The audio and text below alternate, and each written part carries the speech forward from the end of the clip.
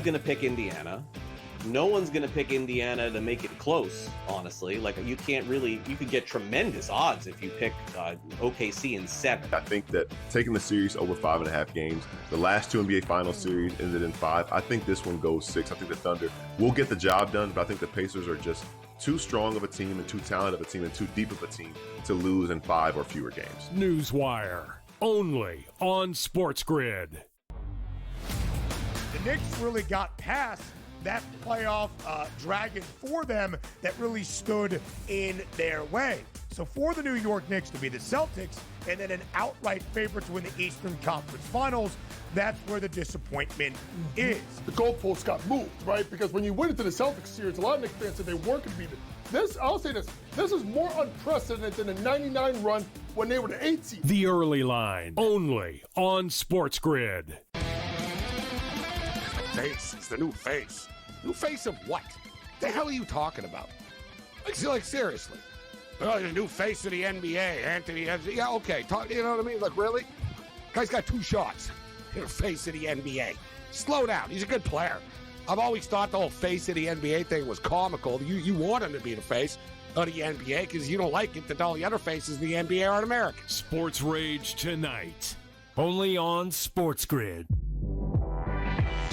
And if they go through Cat, that means Cat at 11-1 could be Eastern Conference Finals MVP.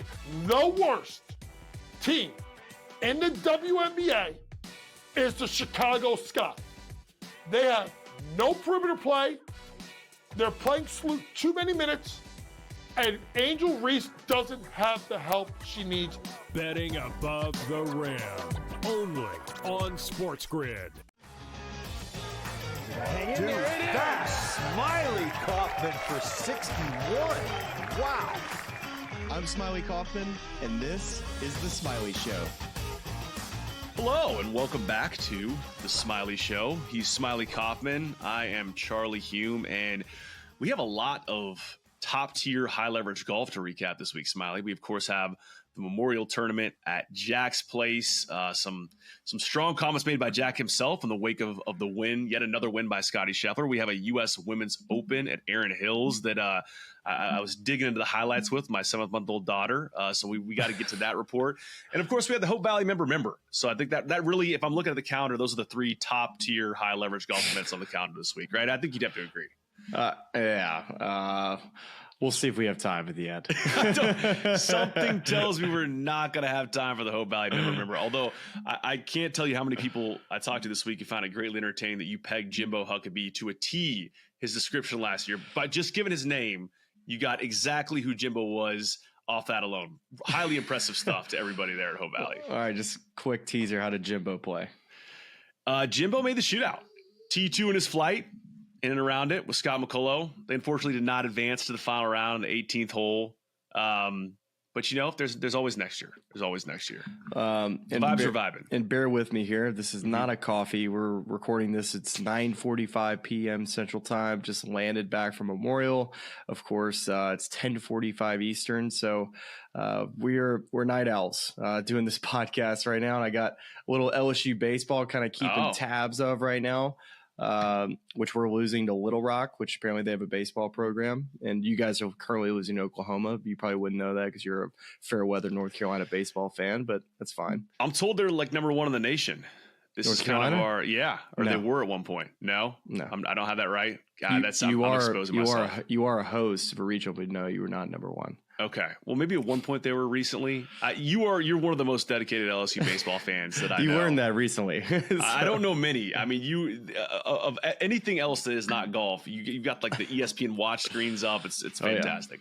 Okay. Thanks for the update on that. Our apologies to everyone in Little Rock. Smylie just kind of backhand slammed there. I'm just mad because we're losing. And we're also we heard your qualms, your complaints. We're doing our best to improve the audio quality. We've got little new filters on our mics here. Smylie is going to try not to cough as much as he can. That's the T there. That's helping him out in that department. We're doing our best. It's been a parlay of just bad breaks with audio lately. 2 episodes ago, I felt like I could never catch my breath. So while you were talking, I was trying to catch my breath. Apparently, everybody got to hear me catch my breath. And then last episode, I'm trying to think, for whatever reason. Oh, that was tech issues. That was a tech issue because we used a different platform. So that's why my audio sounded so like it's like a new LaCroix flavor. You know, it's just very, very mute. That's what I sounded like in that episode. But here we are now. I've been getting attacked by coughs every evening at around this time. So we'll see if I can hang it in there. Well, good spin zone on all the above, and let's hope the tee holds up here. And let's start with where you just came from. And now we got a puppy dog that Rosie. That she's excited that I'm home. And is Rosie? Is she barking at something outside or coming to see you? Rosie is in this room. She's right next to her little toy bin, and I think she wants me to grab a toy for her real quick. So let me see if she got it. She got it. A toy? Oh, good. She got it. We're good. Rosie's good. Good work, Rosie. Glad you got that toy. Let's talk a little golf. You're fresh off the plane from the Memorial Tournament. And there are a lot of different directions we could take this, Smylie. And the place where my mind goes first in trying to assess yet another win by Scottie Scheffler is, look, we can talk about all the things he does well on a week-to-week basis, the iron play, the short game, the driving. I mean, you could go on and on and on about what makes him so good at those things. But I'm sort of tempted to zoom out a little bit here. And the prompt that I sent to you that I'm just curious if you had time to kind of process this or think about this is just – it seems like the most impressive attribute of Scottie's is consistency, not something you measure on TrackMan. You know, it's just week in, week out. His floor is so much higher seemingly than other players' floors on tour. Just was out of curiosity, was going back and just looking at stats of just the last few years. Last time Scottie missed a cut was in 2022. It's kind of mind-boggling to think about that level of consistency week over week, year over year. And I'm just trying to – here's where I want to start with you is, in your entire life of playing golf, watching golf, being around pros, who are some of the most consistent guys that come to mind for you of just really high floor guys? And where does Scottie – I mean, I feel like Scottie's at the top, if not near the top. Dude, Scottie's the best player I've ever seen. I mean, all I can judge is what I've seen with my eyeballs, and Scottie is that. Of course, we watched Tigers, you know, as a kid, but I didn't get to really see it with my own eyes. I wasn't old enough to see him in his prime.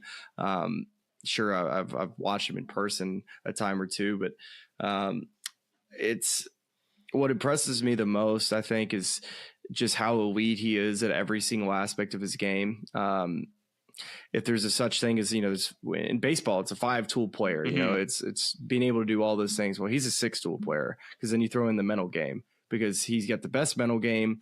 There's not one thing that he's not elite at in his game. He hits it long. He hits it very straight. He's the best iron player in the world, the best at controlling his distance in the world, one of the best wedge players in the world, one of the best scramblers in the world, and now he's becoming one of the best putters in the world. And throwing in a mental game. Are you taking him into that elite category now on putting?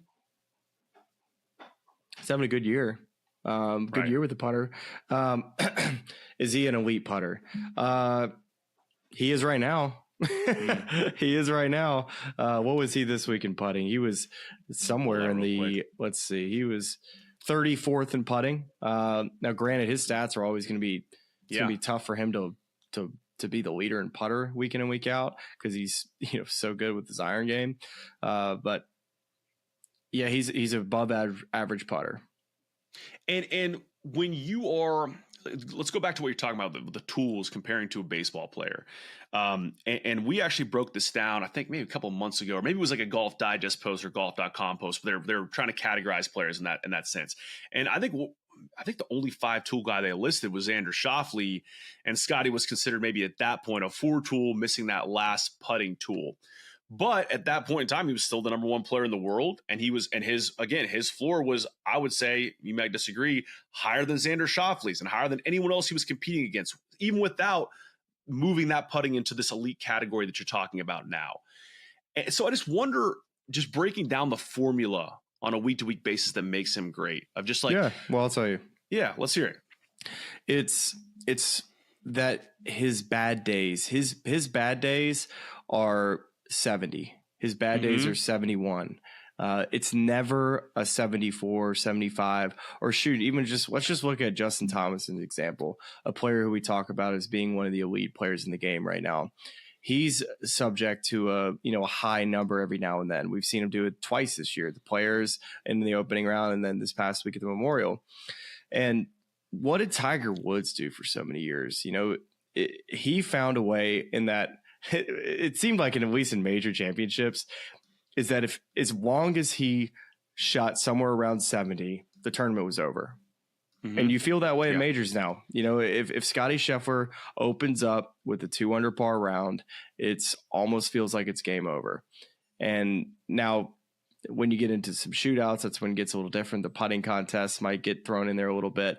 But in these big time events where you have to test every single club in your bag and your mind, just like Memorial does.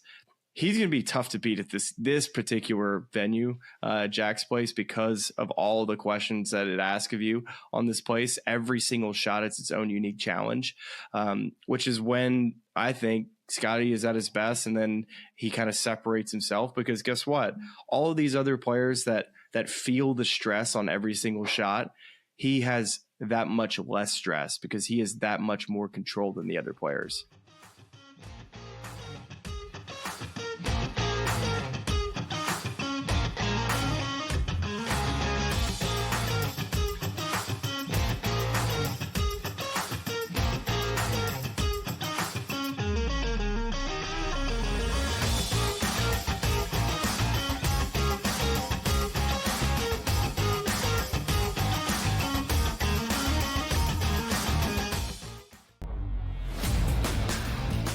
Falcons are actually relieved that he's kind of not there to create more of a distraction. Look, I mean, I said it the day it happened.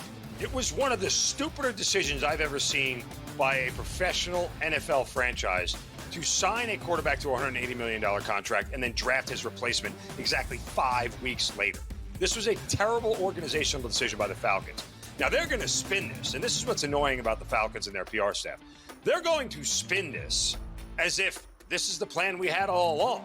This is the plan that when, Kirk Cousins either got hurt or didn't play well or got too old, we were going to have Penix come in. And guess what? The new plan is now we're going to keep Kirk Cousins as a backup. So if Michael Penix gets hurt, we told you so. We were right for keeping him on the roster. We were smart for keeping him here. No, this whole thing has been an abject disaster. The Early Line, only on SportsGrid. The game is on. The stakes are high, but the action isn't just on the field. He's rearranging that rim. Get it inside! SportsGrid's in-game live.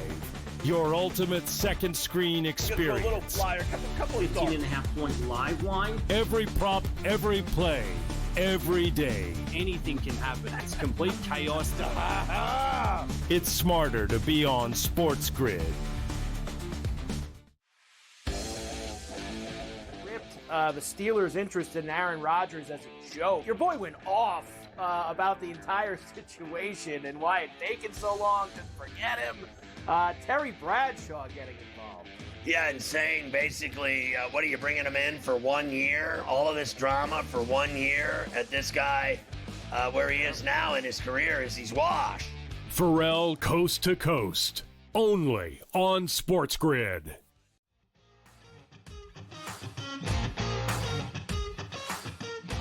Why Scottie is maybe more successful in these higher leverage events, but we went through the whole list of his wins, and you put more than half the events he's won into like this higher category. It's whether it's either major or it's a Players Championship or it's a signature event. First one of the year, by the way. What's that? First signature event of the year for him. That's right. Oh yeah, this year that's right because he's won CJ Cup, PGA. He won 6 of them last year, or like 5 of them. Hey. By the way, don't look now. Yeah, no. Someone on this podcast predicted 10 wins for Scottie this year. We've now got 3. Only need 7 more. We were in a very 10? tough spot in April when we pulled that stat back up. Do you honest answer right now, do you think he's getting a 10 this year? Or do you think I'm still waiting? Well, agree to disagree. I think you could do it. I mean, at this rate, it's just amazing. I mean, I don't know. Well, I don't even know if he's going to play 10 more or that's 7 more times. He'll think probably about play that. Yeah. close to that, 7 to 10 more times. Let's hope he wins all 7 for the sake of that prediction. Let's just think about it. He's going to play U.S. Open. He's going to play Travelers. Maybe the 3 playoff events. We're going to get into that here in a minute. So let's just say 5, but potentially 4 there. There's 5 events, and then Ryder Cup won't count, and he'll probably play the Hero. Do I get a Hero? Really, he might just play 6 more times this year. Golly, that's actually kind of scary to think we're here June 1st and like the season's almost over. Yeah. Calendar. Well, throw in the Open. That's Open. Right. Open Championship. In the Open, sorry. Okay, I can get a 7 easy.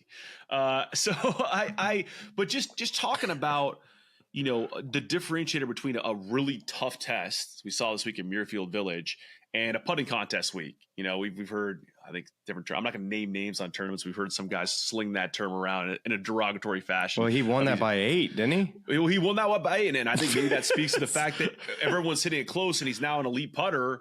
Now everyone's host. But just, looking back at some of the weeks where, we see this highlight reel or low light reel, when he was struggling with putting of like, oh, he missed another makeable birdie putt. He missed another makeable birdie, but he's hitting it so close that he's minimizing. Yeah. Like he maybe he should have shot 66, but he shoots 70 to your point. That doesn't take him out of it. Whereas guys that need to have a hot putter to get a score out of it, they're out of position.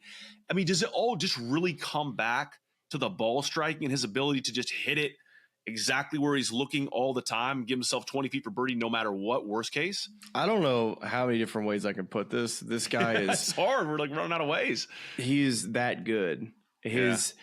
Even when he's off. One of the things that I found in the stats this week when I was just kind of digging around with Scotty's stuff is that he leads the tour in rough. It's not proximity. This would be on which side of the fairway he typically misses it on. And when I looked at it, he was number 1 of being not on the right rough. So basically less than 10% of the time he hits it in the right rough. Okay. And I was like, okay, let's see if that's an anomaly. And I saw that the last year he also was first in that he was never in the right rough less than 10% of the time. So when I think about that, it's like, all right, he basically can eliminate the right side of the golf course because we only see him miss it left. Yep. So he knows where his misses are. He knows how to adjust his game.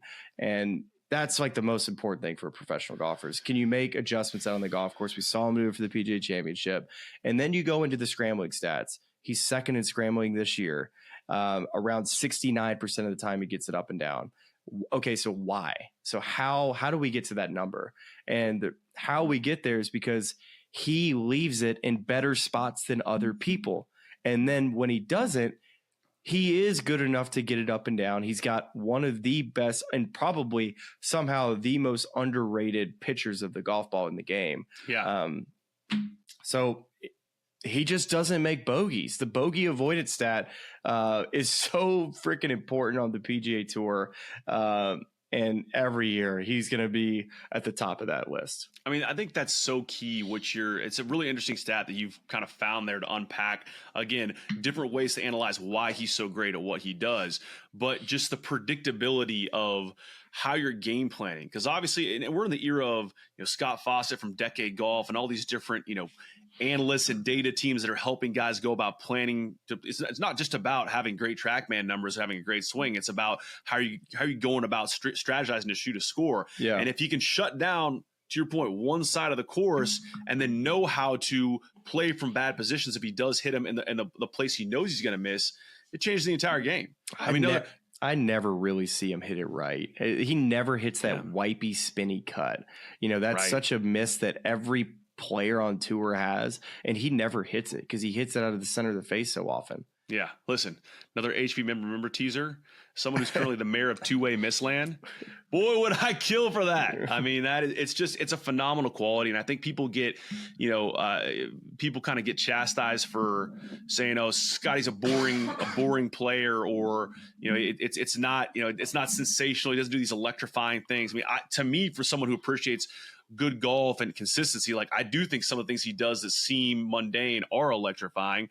But, remember when we had Jordan Spieth on the show, golly, a couple years ago now, and talking about just the Jordan Spieth experience, of which we had some of that this week at Memorial. We had a crazy Jordan Spieth adventure par that made the highlight reels. But Jordan said, I would love to play boring golf. Like, boring golf usually translates to a good score or an opportunity to, again, do what you're saying. Either shoot 70 worst case or go 4 or 5 or 6 shots deeper, and then you're leading the tournament. This event in particular is the perfect place to be able to play boring golf. Can you hit fairways? Can you hit greens? Can you keep stress off the round? Can you avoid those tricky 3 or 4 footers for par? Scottie, this is a perfect venue for him. It's a U.S. Open type of venue. It really is. With how long the rough is, how firm the greens can get. Of course, they had some rain this week.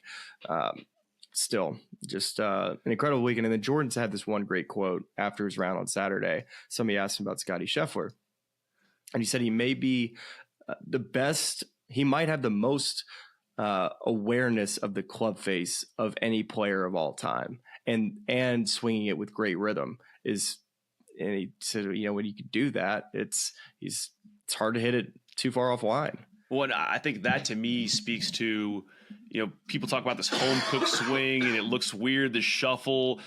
He's built something there with Randy Smith that he knows exactly where the club face is at impact. And however you get to that position, if it's there and you know which way the ball's going, you're going to play better golf. And it's not rocket science here, but just, I think that's an interesting thing. You can look at something that looks unique or funky, but he has a very repeatable system and a way to get back to it. And the things he does do that are methodical are the molded grip trainer and, getting back to his checkpoints to really make sure he doesn't lose that club face awareness. Not me. I get out there and I just start ripping them things. You're ripping them things. It's more fun that way. Let's be honest.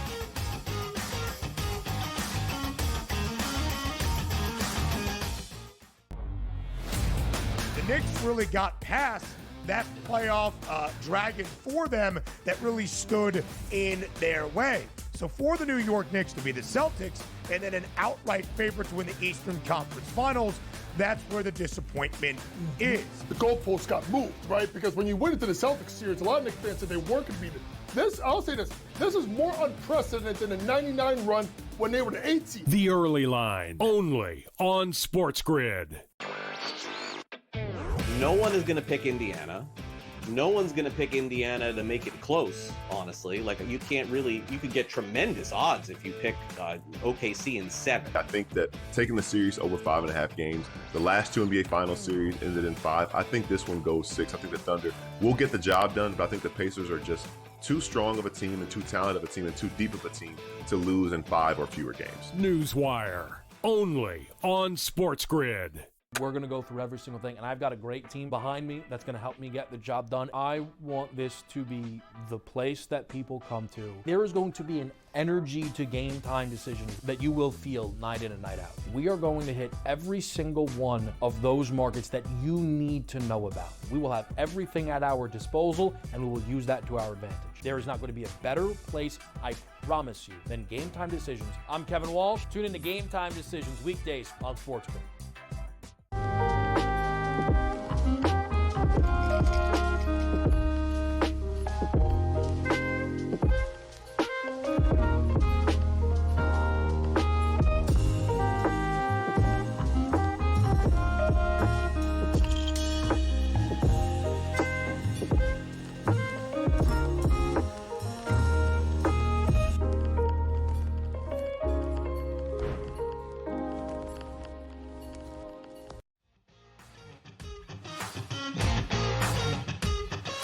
Good news. I just found out I can mute my mic, so no more coughing for me. So sorry, guys. Okay. If you're I kind of see there was a little bit of a charm to you kind of moving the mic and coughing away, and it probably didn't sound too loud to you, did it? It's kind no, not at all. I think it's adds like a flu game vibe. It's like we know you're battling through something to get this battling. done. Got the T thing. Yeah, it's okay. You're doing your best. You know, look, we're hold on. Here we go. How it goes.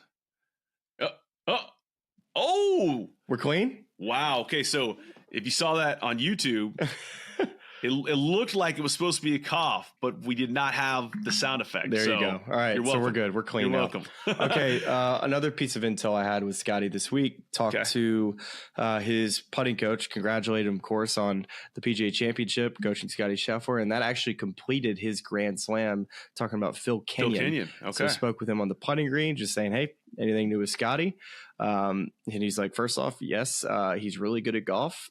And I was like, yes, he is. That is not new. It's funny, all the people that work around Scottie, just they are just as amazed as all of us. They're like, this guy's just unbelievable. But it was interesting. He said that at the PGA Championship, he noticed in his stroke that it was starting to kind of creep the wrong way a little bit.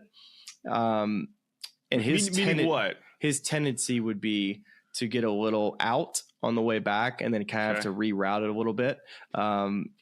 And he was putting well, so it wasn't something that they needed to necessarily change at the PGA. Obviously, he worked through it. Good for him, to be able to work through such a tough deal and still win the PGA Championship by 4. Is that what it was? 4? Right. Yeah, I think that's right.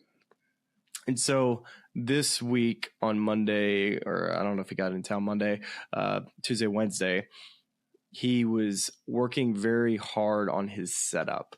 So the things that he typically gets off on, first off, is Scottie's right eye dominant, which I thought was an interesting piece of information. I don't think I ever really knew, but now kind of makes a whole lot of sense when you start thinking about how he swings the golf club.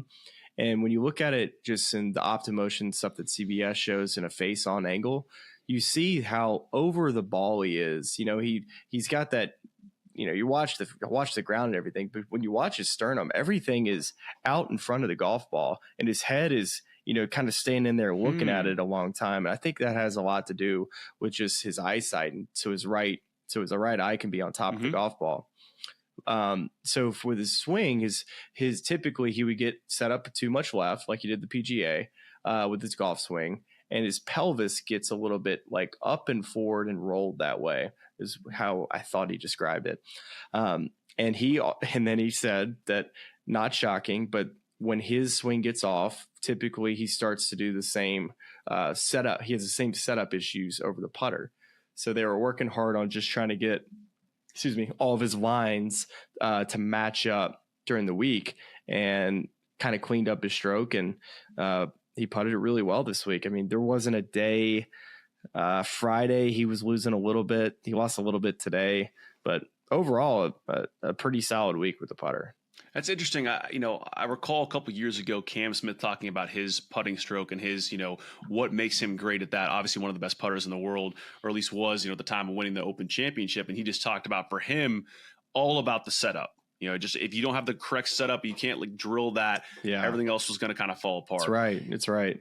And I wonder too, just thinking about the mechanics of just various putters in the game, like, Brooks Koepka has that sort of looped stroke, and Steve Stricker has sort of a unique stroke. Anything you've seen with Scottie, or any insight you've gained from Phil Kenyon about how much they're trying to take unique or kind of home cooked out of that putting stroke to get it to be more, just repeatable over and over again, how much they're trying to kind of keep the athlete in Scottie, and where do those two things sort of merge? Well, I think you go back to last year when they switched to the Spider. And at the time, they got away from using the line of the ball to make him more creative, more athletic. So that's been a big piece. Is like, can we continue to be? I think first off, he realized he was a better green reader than what he was when he started kind of reading the slopes with his feet and kind of understanding what that degree was. So, gosh, sorry, that one attacked me, guys. That one attacked me. He got snug. It snug up on him. Gosh, it attacked me. We were riding high. Like, we thought we had it. We thought we had the system down, and then just snuck up on him. I feel great too. It's just a weird tickle at the end of the night. I don't know what the deal is. Chime into the comments if you're like a respiratory doctor. Whatever you got for Smylie. I feel good. But yeah, it's a combination of all those things you try to do to have a system in place, a home base that you can go back to, and to where you just don't feel like you're searching. Where a couple years ago, maybe 2-3, it felt like he was constantly like working on his mechanics and like, am I taking it back straight? Do I need to do more of this or more of that? And he's not doing any of that anymore. And once he went to the saw grip, that has helped kind of clean up some of those issues where his right side would kind of get a little bit too high on the grip. And that would definitely be something that would cause an out to in putting stroke too.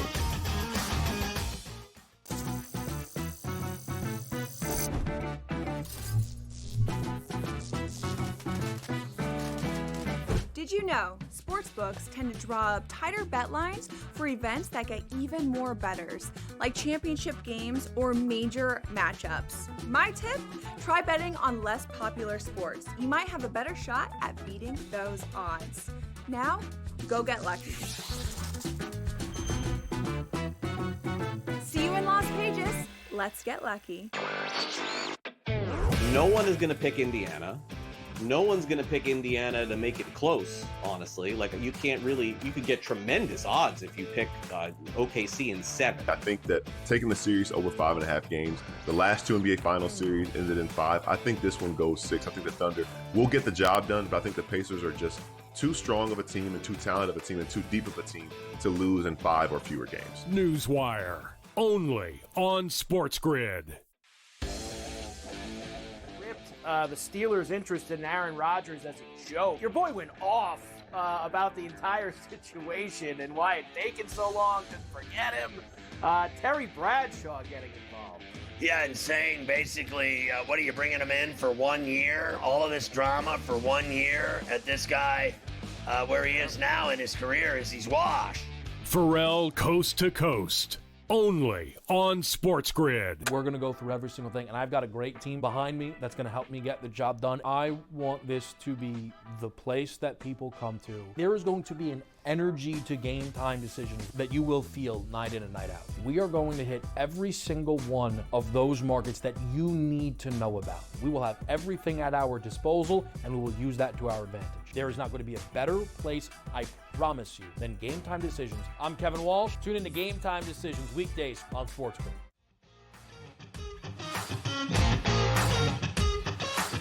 We could continue on and on about Scottie. I got a few items from the social media world that are maybe not directly focused on Scottie's game, but still on the topic.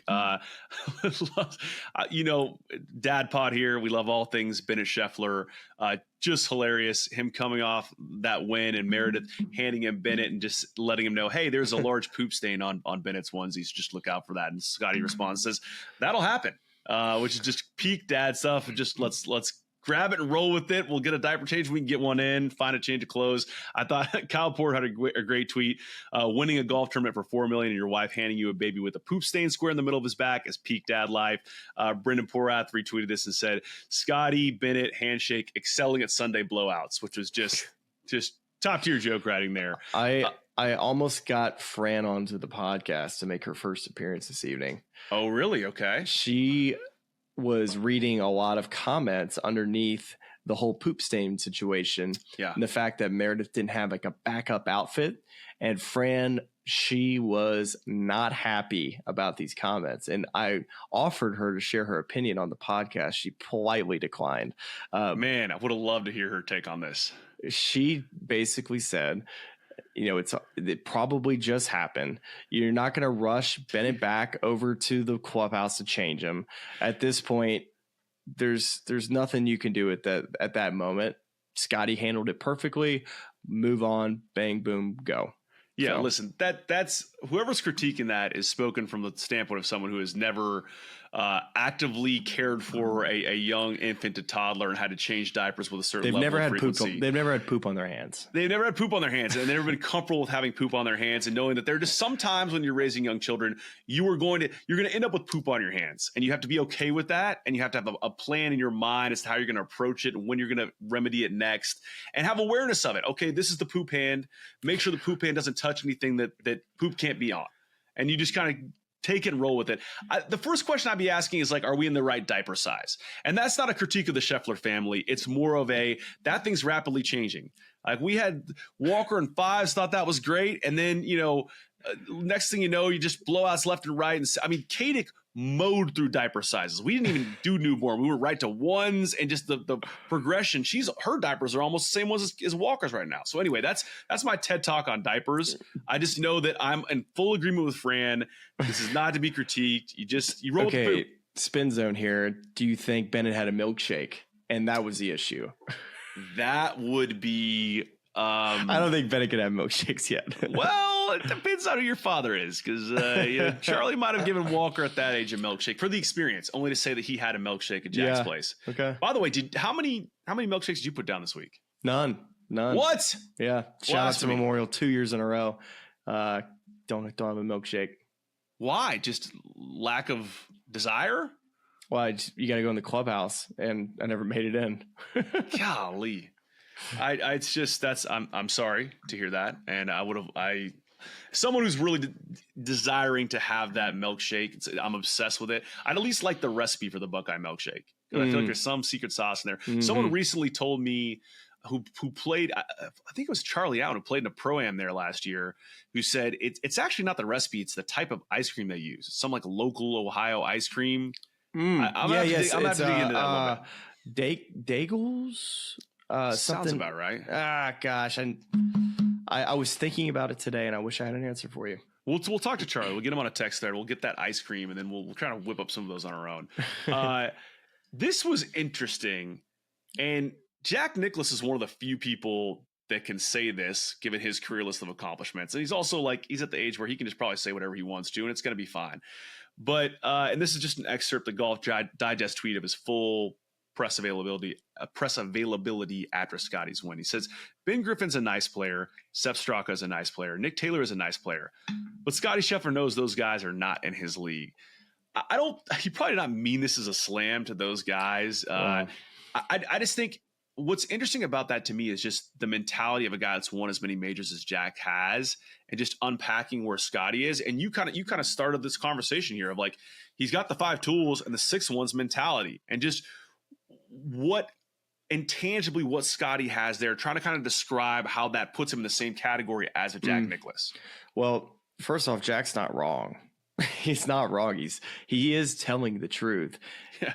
And unfortunately, when you sit up there on that podium, when a player like Jack Nicklaus, who's has won the most majors of all time, says something definitively, it's going to be a headline thing. And that's going to be a headline thing. It's going to be looked at as a dig, but it's not at all. It's just how good Scottie is. And even Jack said after that, I don't think I got to read the exact quote, because I saw just kind of somebody that interpreted it as I never was quite as good as Scottie is right now, is the way I read it. But I need to go see that full quote so I can have the all of the context there. But he said something along those lines. Yeah. Yeah. I mean, and I think it's, I like that Jack said this, simply because I think we ask people to be honest all the time in this arena. And then when they're honest, they get penalized for it. And I'm not sure that Jack Nicklaus cares about social media chatter at this point in time, but I just think it's interesting, more so just the lens through which Jack views Scottie. And not that it's shocking that Jack thinks that Scottie's an elite tier, but just really he's putting him in the same categories as himself. Wouldn't you care about that? Shouldn't we care about that? Totally. If Tiger Woods says the exact same thing about Scottie, doesn't it add that much more of a feeling of how good he is? Because we're talking about the debatable best of all time between him and Tiger, and he is saying these things glowingly about Scottie. It's, from my eyes, he's probably going to be the best player that I ever witnessed. Yeah, I at this point would have to agree. I mean, and again, we grew up in the Tiger era as kids, and it's not taking anything away from Tiger. It's just that we're here week in, week out, watching everything he does, and it's just you're just watching one of the best players in the history of the game to do it, and it's amazing. It's fun to watch. It is fun to watch. He's kind of somebody else said this on Twitter. I think it was I can't remember who it was. They just basically the PGA Tour. Scottie Scheffler, he's their bread and butter. Like, he is what stirs the drink. Rory McIlroy, he's the one that kind of gets the butts and seats and gets the feeling of, all right. When Roy gets going, it's pretty fun to watch. But Scottie is their stable, man. Yeah. Well, it's funny because we're just in the course of even the season where he has a hand injury early, and then Rory wins a lot early on, and you're kind of starting to think, who is the best player in the world? And it's not that it's not up for debate, and it's not that Rory McIlroy isn't a truly elite, one of the greatest. He's won a Grand Slam now. He's one of the greatest drivers of the golf ball, not the greatest in the history of the game. But just that, again, that level of that floor, because thinking back to Rory's missed cuts at majors in the last couple of years when Scottie was just around it every single time, no matter how bad one part of his game was, whether it was putting or something else, he was always there. And I think that level of consistency is really the thing that just stands out to me because, again, if you want to take it down to an amateur level, like, we all know how maddening it is on a day-to-day, week-to-week basis. The moment you think you have the game of golf figured out, you're going to go out and shoot one of the worst scores you'll have in the entire year. And for Scottie to be able to show up every week at the highest level of the game and do what he's doing, it's phenomenal. All right, I got a couple notes on Scottie Scheffler before we move on to some other topics. Justin Ray Golf tweeted this out. Of course, one of the best guys with stats. Go give him a follow. He said most PGA Tour wins 4+ shots since beginning of 2021-2022 season. Scottie Scheffler has had 7 4+ wins. Victor Hovland's had 2. Tony Finau has had 2. Scottie Scheffler in the last 50 events, he has won 12 times, 24%. He's had 39 top 10s. So including his wins, that would be 78% of the time he's in the top 10. He's had 31 top 5s. 31 top 5s, including his wins. That would be 62% of the time he's finishing in the top 5 of the field and 0 missed cuts. And then Kyle Porter, last stat here. Scottie Scheffler's played 12 events this year. The medium player in those events, the player who finished smack in the middle of each tournament, would have made most, though not all of the 12 cuts and had aggregate score of +8. Scottie -140 in those 12 events.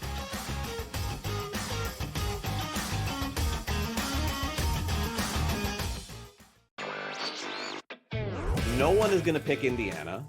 No one's going to pick Indiana to make it close, honestly. Like, you could get tremendous odds if you pick OKC in 7. I think that taking the series over 5.5 games, the last 2 NBA Finals series ended in 5. I think this one goes 6. I think the Thunder will get the job done, but I think the Pacers are just too strong of a team and too talented of a team and too deep of a team to lose in 5 or fewer games. Newswire, only on SportsGrid.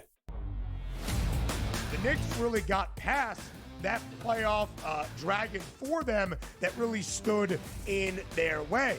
So for the New York Knicks to be the Celtics and then an outright favorite to win the Eastern Conference Finals, that's where the disappointment is. The goalpost got moved, right? Because when you went into the Celtics series, a lot of Knicks fans said they weren't going to beat it.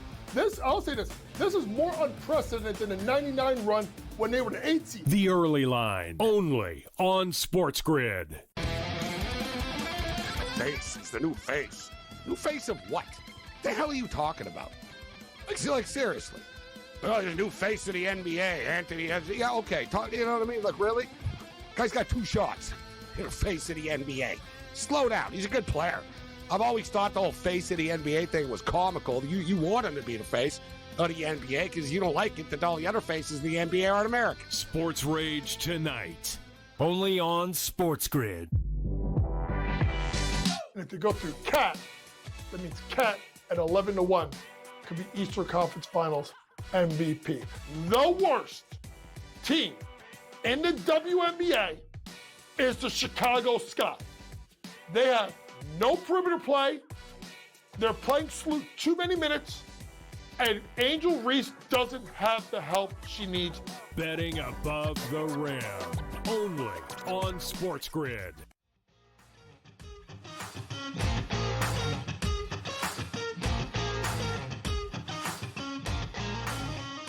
I want to go next to Ben Griffin, who he made a play down the stretch. I mean, he goes eagle at 15, birdie at 16, but then makes that double at 17. He's within 2 shots of Scottie after that eagle birdie run, but then, that double drops him back to where he finished 4 shots off Scottie's win. And we could talk about Ben this week as well, but you kind of passed this on. I think it's worth talking about because every week we come back to it. Do you know where Ben is in the Ryder Cup standings now? Well, he was 13th going into the week, correct? Yes. I've updated. I'm going to guess that he has made the jump to 8th. 7th. Wow.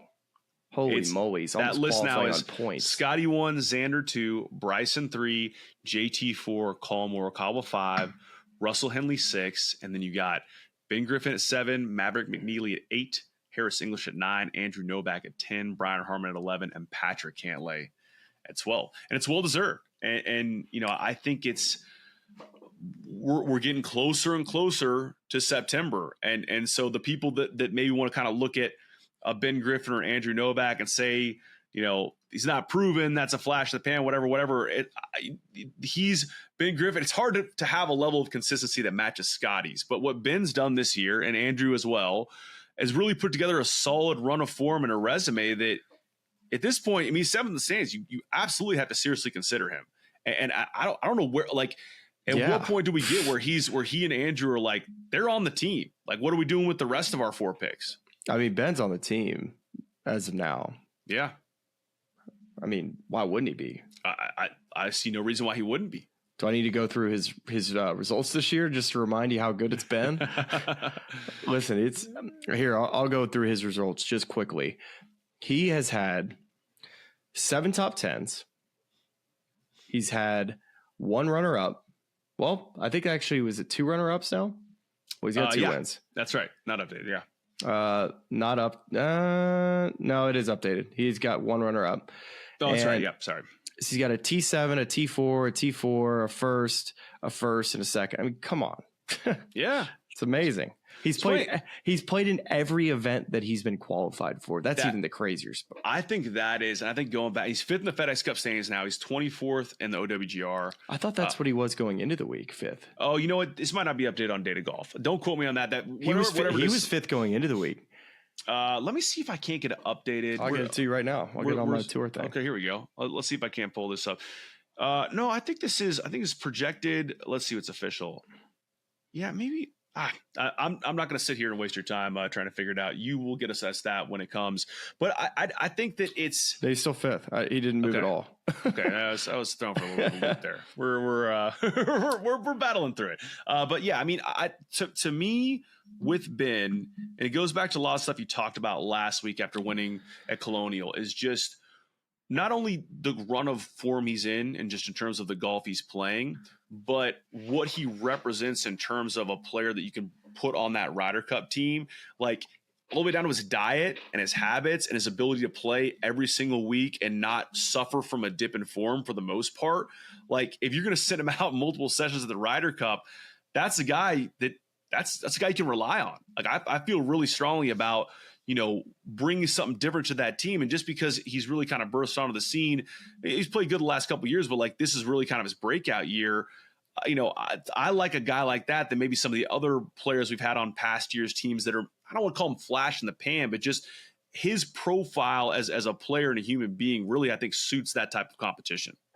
He's uber talented. I think most importantly, he believes in himself, which is, I think, the utmost important probably aspect that you need of a player playing in a Ryder Cup.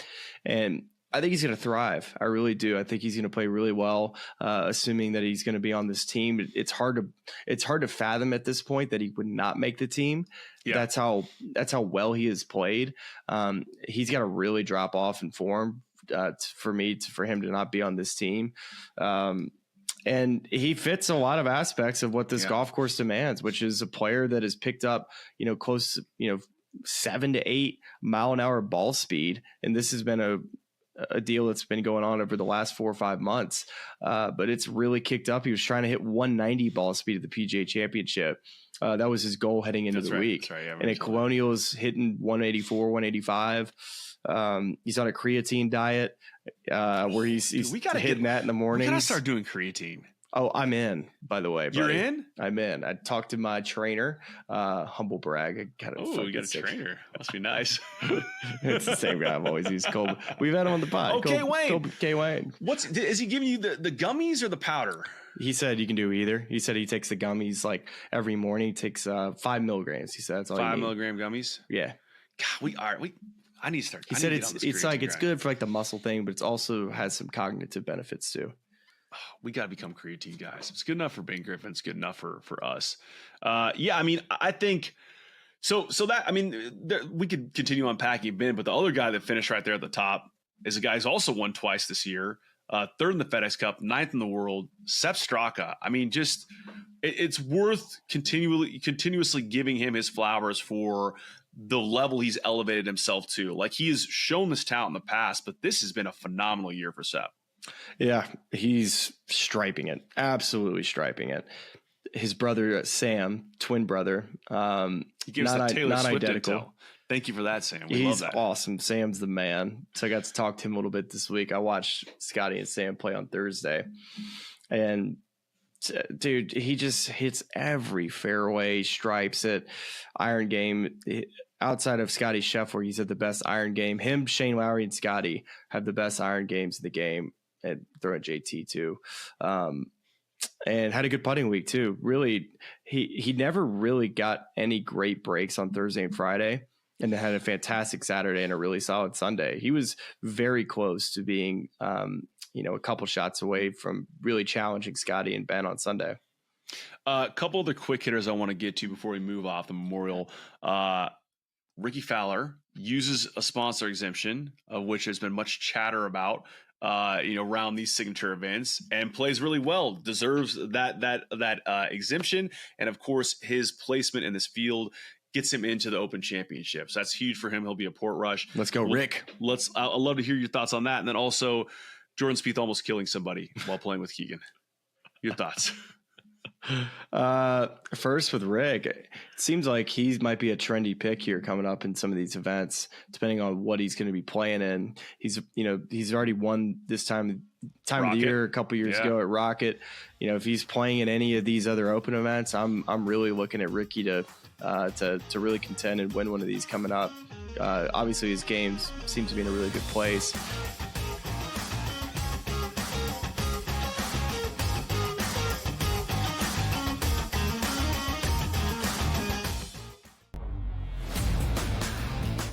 Falcons are actually relieved that he's kind of not there to create more of a distraction. Look, I mean, I said it the day it happened. It was one of the stupider decisions I've ever seen by a professional NFL franchise to sign a quarterback to a $180 million contract and then draft his replacement exactly 5 weeks later. This was a terrible organizational decision by the Falcons. Now, they're going to spin this, and this is what's annoying about the Falcons and their PR staff. They're going to spin this as if this is the plan we had all along. This is the plan that when, Kirk Cousins either got hurt or didn't play well or got too old, we were going to have Penix come in. And guess what? The new plan is now we're going to keep Kirk Cousins as a backup. So if Michael Penix gets hurt, we told you so. We were right for keeping him on the roster. We were smart for keeping him here. No, this whole thing has been an abject disaster. The Early Line, only on SportsGrid. The game is on. The stakes are high, but the action isn't just on the field. He's rearranging that rim. Get it inside! SportsGrid's in-game live. Your ultimate second screen experience. A little flyer, couple 15.5 point live line. Every prop, every play, every day. Anything can happen. It's complete chaos. It's smarter to be on SportsGrid. The Steelers' interest in Aaron Rodgers as a joke. Your boy went off about the entire situation and why it taken so long to forget him. Terry Bradshaw getting involved. Yeah, and saying basically, what are you bringing him in for 1 year? All of this drama for 1 year at this guy, where he is now in his career is he's washed. Pharrell Coast to Coast, only on SportsGrid.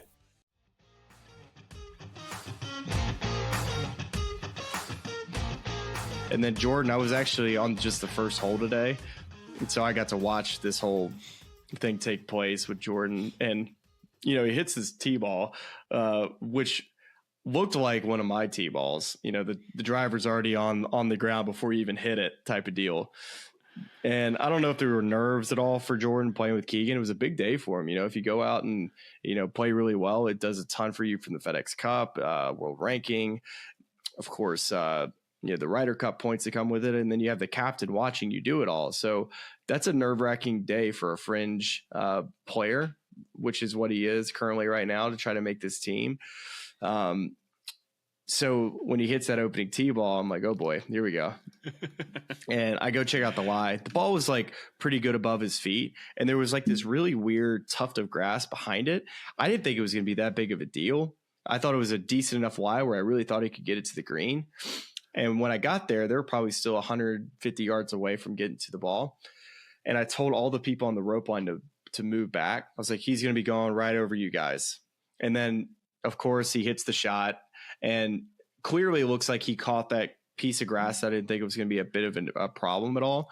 And it came out very low. Obviously, almost killed a guy. Almost sniped him. But when I saw the video back, those people totally moved back on where they weren't supposed to. I was like, y'all got to move. Yeah. The sight line's like, how did they end up there? But obviously Jordan didn't seem to think it was an issue. And I think he was probably just as surprised as I was when the ball came out, because I thought it wasn't going to be an issue getting it to the green. Yeah, that is some of the lies. Not that these guys aren't amazing, but some of the lies that these guys get. I'm stunned that they let the galleries that far in, and good on you for trying to move them. I'm also finding that this is actually the best way to do the remember recap, just like sprinkling it in here and there. And so I channeled a little bit of Jordan Spieth this week on Saturday morning, first hole, playing the 10th hole at Hope Valley.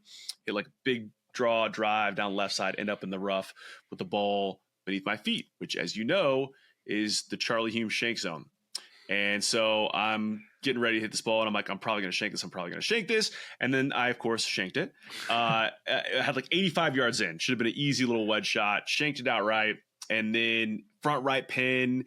And so I can't really go at it. The greens were running like 13, 14, which is, by the way, shout out to our super Hope Valley, Ford Baker, absolute superstar, had those greens dialed this week.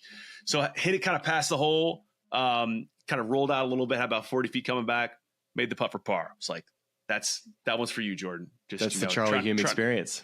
Well, it's the Jordan Spieth experience as best channeled, and then just doing the best I can out there. Never a dull moment in Jordan's game. How would you ballpark where Jordan stands in Ryder Cup contention now? I mean, do you think Keegan is looking at him as a good pairing with Justin Thomas? Yeah, I think that's part of it. I think there's a couple different ways to look at Jordan. Is that I think when you look at the group of players that he's going to be kind of bunched in with, he's going to stand out. Like, he's going to stick out like a sore thumb. It's going to look very attractive to put Jordan on the team.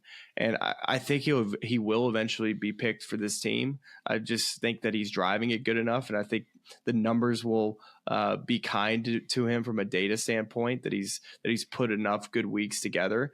And I think Jordan just wants to get to a point to where it doesn't feel like it needs to be a reach. Yeah. I think this was obviously a step in the right direction this week, getting into contention. He had his moments. He also had his low moments, but enough really good stuff, and a good building block into, maybe he can continue to, have a really good finish to this season. He's 38, I think 38th in the FedEx Cup now.